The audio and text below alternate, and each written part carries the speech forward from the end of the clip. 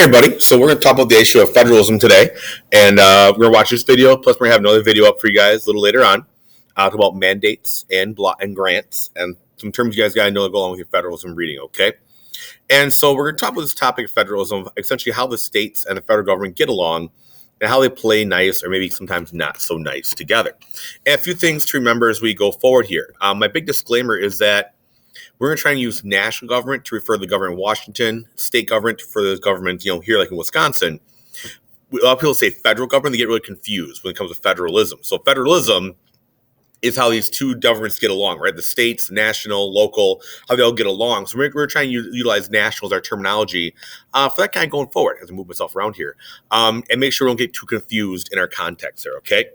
So remember that we are under a lot of different kinds of governments right now. We have our one national government up here, our U.S. government, and then we have our 50 state governments. Then we have our county governments, our village and city governments, our townships, our school district, the law of Moosac right here, okay? And so really you guys are under lots of different governments in general. And in the United States, there's something like 89,000 plus governments that exist. But we have our one U.S. government, and you kind of see how we divide the power down, gets more and more local. So for you guys, I always use an example. You have the federal laws you got to follow. You have state laws you got to follow. You have laws of Sauk County that you need to follow, okay? Then you have the village of Prairie du Sac you need to follow. You have the Sauk Prairie School District. You have the rules of Sauk Prairie High School, and lastly, me, okay? And so big question is, where does that authority all lie and for what reasons? In a unitary government, it's called, you have one government, right? One. And that kind of goes with everything, but here our system is broken up. And we do that on purpose, okay? So really, it's our constitutional arrangement where power is divided, okay? We have a central government, we have other sub-governments underneath that in which we can direct authority over individuals. And the idea is that big things are done by the national government, little things are done by the states and the local governments, and that's kind of how things work, okay? And so the big key here is that the powers are divided and clearly defined in theory. As time has gone on, they're less clearly defined probably now as they were before, just so you know that. But things got a little murkier as we go, okay? And the issue here is that it's kind of like our separation of powers is that we're going to try and get rid of tyranny. We're trying to make sure that one group doesn't have too much power so they take over and kind of control everything. And so within our Constitution here, we have our national powers, and those delegated by the Constitution, Article 1, Section 8. We'll talk about that more. We have states where the powers are not delegated. This is the 10th Amendment that's posted later on, where the states have all the things that aren't in the Constitution the states get to have. Those are called your reserved powers. And then we have some powers given to both. They're called concurrent powers. Some powers are both they can do things, some both can't do things. It's really super helpful, trust me, okay? A little confused when we get to it. And so we're going to look at our express national powers first we got to do here. So all the national express powers are from Article 1, Section 8. So our 18 clauses giving 27 different powers, okay? And it's our division of government, right, how we do this. So remember, we're dividing government up here. Separation is horizontal and division is vertical. So we're kind of like actually separating things out. So our delegated powers in our national government are in Article 1, Section 8, not 18, Section 8. I suck at life there, okay? And explain exactly what they can and cannot do. And those things like tax and coin money and grant patents and declare war, all things we looked at, okay? Our implied powers are done by the necessary and proper clause, okay? Or the elastic clause. Essentially stating that, hey, we can do other things, right? It doesn't say you can build roads or build dams, those kind of deals. But guess what? We can because we need to. And that's where those implied powers come in. Now, after that, we have the inherent powers. These are things that are not in the Constitution, but because we're a government, you got to be able to do them. So like, grant immigration and protect the nation, that kind of stuff. It's like just general ideas that governments have to be able to do. There are other things that the government cannot do. And so like in our Bill of Rights, we say you cannot infringe on speech, that kind of thing. You cannot do certain things that way. You cannot tax the states. You can't do all that kind of stuff. And so certain things are denied in there as well. For our states, our reserve powers, we see the 10th Amendment here. So anything basically not granted to the state, to the federal government, then goes to the state governments, right? So things like marriage age and drinking age and confiscate property, all that kind of stuff are done by our 10th Amendment. So they can regulate trade that was within their own state, right? Within Wisconsin. We have DATCAP as the Department of Agricultural Trade Protection. They regulate all of our trade within the state of Wisconsin, right? But anything that crosses state lines is going to be a federal thing then, right? They can do local governments and schools and all those kind of things they can do here. That's what the reserve powers are all about. And those are granted again by that 10th Amendment. Now, some things the states can't do is like print their own money. We cannot have the Scotty, as cool as that would be. We cannot deny citizens' rights. Wisconsin can't be like, yeah, in Wisconsin, you don't have freedom of speech, that kind of thing. Can't do that. They cannot make treaties with those states. So certain powers are denied to those states. Then we have, the overlapping powers. So like both states and federal government can tax and borrow, right? Wisconsin has state tax, you have federal tax. They can both borrow money. Federal government's in debt, a lot of debt. State of Wisconsin's in debt, also a lot of debt. Crime and punishment. They have federal crimes, you have state crimes. You have federal law enforcement, you have state law enforcement. You have federal courts, you have state courts. All those kind of things kind of come in there. You have provide for public welfare. So things like welfare programs. You have state welfare, you have federal welfare. And so that's where things overlap and they kind of like share power together. And it's interesting how these two kind of play together is the hard part. And so the concurrent powers can lead to kind of conflict sometimes, and kind of so that they kind of wonder who's in charge of things, right? So what kind of taxes you kind of have, or how do you give welfare of that kind of stuff, or how do you make banks happen? All those kind of things do lead to some issues and roads, that kind of stuff, of who's in charge of stuff, who's paying for things. All those topics kind of play a role in that system there. So we have all these 9,000 governments, right? And so we have to remember like who kind of gets to deal with what and where certain things overlap. And so you can kind of see where our state, federal, local things kind of all take over here. I'll be giving you a copy of this probably on our Federalism Day. So you can kind of see where different things go. And so you kind of see where all the kind of come together with like roads and policing.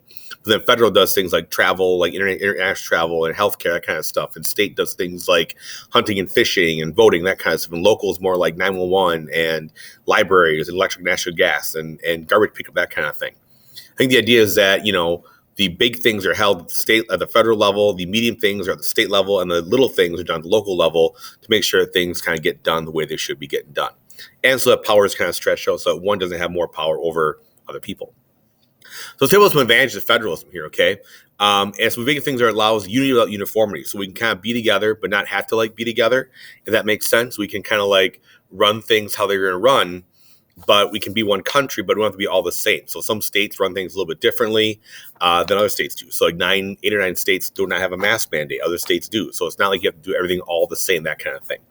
You can try different things. So some states try different deals. One state has recently lowered their blood alcohol limit to be considered drunk. And so they're wondering if that's going to find a way to solve a lot of our drunk driving problems, that kind of thing. It kind of keeps government close to the people as well. So the idea that government is, close to the people. So little things are close to the people as you elect your town board and mayors and that kind of thing versus, electing representatives and voting for a president.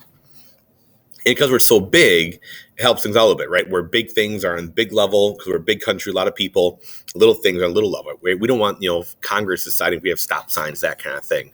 We also don't want the South County Village Board deciding if we go to war with China or North Korea. So think about your arguments here. Are you picking up what I'm putting down? And what kind of arguments can you make against this? And we'll talk about that when we get into class a little bit, okay? We'll look at some court cases, and you guys are going to watch a little video on this court case called McCulloch v. Maryland. And also I'll have you guys read it probably in class and look at this case of McCulloch v. Maryland. Of the interpretation of that Commerce Clause and Elastic Clause. So two of the things that really make national supremacy are the Commerce Clause, the idea that anything across the state borders is going to be a federal issue. And so when we come to the idea of Commerce Clause, there's a lot of kind of play of this, and then also the Elastic Clause. And so the case of McCulloch v. Maryland, which involves the National Bank in Maryland and the question of can the states basically tax the federal government, so the federal government, kind of plays a role in that. We'll kind of guys watch that case and discuss it later on. We have two kinds of federalism we can talk about here. We have our dual federalism, which is kind of like a layer cake, right? Where each layer is done by a certain group, right? We have our federal government, our state government, our local government, and there's a clear division between each one. That's our dual federalism, where things are very separated out. We would call marble cake federalism, where it's more cooperative, where all these kind of things get mixed up a little bit. State and federal and local programs all kind of get mixed up and kind of change things a little bit. And so we've already kind of seen a movement here of trying to get mob power back to the states, like the ideas of like welfare and taxes, that kind of stuff, and trying to figure out what are national things, what are state things. One of the goals we've seen. So grants and aid are part of what we call fiscal federalism, which is essentially giving the federal government, giving the state local government revenue and tell them to go do stuff. So things like a standard for highways and clean air, if you follow these standards, we're going to give you money. And that way you can kind of equalize those resources around everything and make sure that the government's not doing too much, the states are kind of in charge, but yet the federal government is paying for it. And so you can attack national problems by essentially bribing or forcing the states into doing them for you, and like not having a lot of like big government control. You're spending money on it, but not actually doing like government control on it instead. So you can kind of see how much money has been going to federal governments and grants, that kind of stuff, where it goes into. The health grants a lot of time are like Medicare, Medicaid, but income security is like welfare, your education, training, employment, like education funding, that kind of stuff, transportation funding for highways. This is where that kind of those federal grants go to, and that encourages states to follow certain rules, like have certain speed limits and drunk driving limits and all that kind of stuff. Federal grants make up a lot of our budget, actually. So looking at state funds, when you're doing different states, a lot of their money comes from federal grants. And so for school districts as well, a lot of money will come from federal grants. And so the big question is, why do we do this? Why can't we just increase our state taxes and do it ourselves? It's kind of hard. We're kind of thinking about that topic of, where it comes from that way.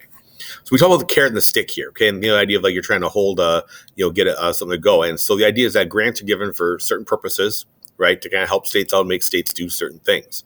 They have a formula that they use to figure out how much money a state is supposed to get based on how many people are doing things or how many people need help, where it might be. They also have project grants. They do an application. Say you want to clean up a river or redo a state park, that kind of thing can come that way. Block grants are like community and general services. You could basically, you're trying to make change to some certain area, and so you get a block grant, kind of make that go. We'll go through more about grants and mandates shortly. And mandates are you have to do something in order to get the money, and they can be well funded or less funded. And so those kind of things come that way. Highway funding is a good example here. Highway funding, you have to have a certain like drunk driving limit is 0.08, as well as the 21-year-old drinking age to get all your highway funding. And so let's kind of carry the stick to kind of encourage them to do certain things. We also call it power of the purse, in that Congress controls money, the federal budget, so they get to make these decisions that way. You kind of see this cartoon. You probably remember this cartoon from American Government, the idea of the states' rights and federal authority, and kind of, which one do we have, right? Do states have rights or do they have federal benefits? And we'll talk about some modern phenomena that kind of come along with this cartoon here, okay? We remember we have the full faith and credit clause, which is that all states need to provide reciprocity, public acts, records, marriages, divorces, contracts, all that kind of stuff. And that states do have to send back criminals. So if I break a crime in Wisconsin, get arrested in Iowa, I'm coming back to Wisconsin. And also these other compacts. So like the Port Authority of New York, New Jersey work together. There's driver's license compacts that say like, that you accept driver's license in other states, that kind of thing.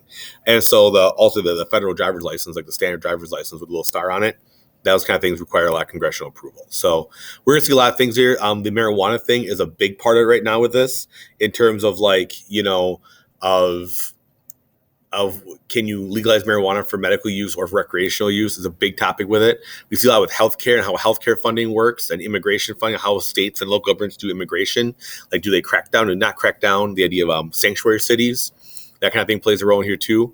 Infrastructure for highways and road funding is a big topic here. With the infectious disease, with the COVID-19 pandemic, the question of who's in charge of trying to make these happen, states or federal government. And can the states get certain funding if they follow different rules and regulations, that kind of stuff. Marriage and adoption things are in, especially when it came to this topic of same-sex marriages and same-sex adoption. Some states were allowing, some states weren't. Marijuana usage is a big part of it. Or the decriminalization of other drugs is a big topic here. Gun laws is another big one. Concealed carry. There's only one or two states that do not do concealed carry right now. Wisconsin used to be one of those up to a few years ago. Did not allow concealed carry either. Some states allow open carry or unregistered concealed carry. So it kind of depends on what state you're in. Even education, how many credits you have to graduate, how many years you got to go to school, when you can drop out. All those kind of things are federal issues that we have. Education funding is a big part of it when it comes to school lunches and how school lunches are because of federal money and federal issues, that kind of thing.